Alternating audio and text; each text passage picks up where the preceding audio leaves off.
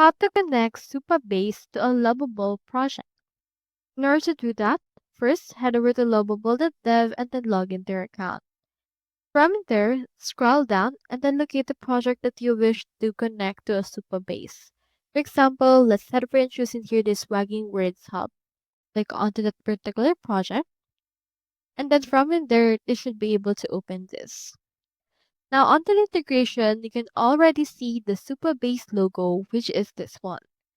Click onto this logo, click onto this Connect Supabase, and then after that, this should open this. Click onto this Connect Supabase option again. This will open in here this new tab, wherein you can just authorize the API access through this way.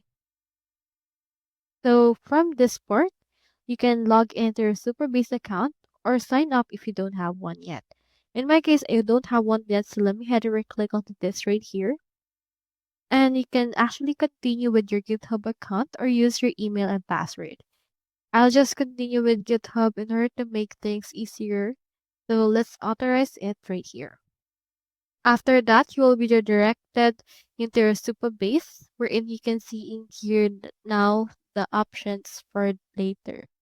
Scroll down, click on this Create an Organization option, and then you can see the name. You can change the name as well as the type as well as the plan.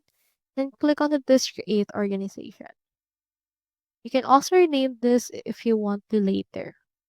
Then scroll down and click on this Authorize Lovable. And after this will now connect it to Supabase. So just wait for this to actually be connected.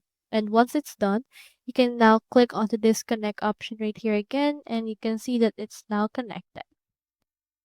So that's all there is today, and I hope this video helped you out.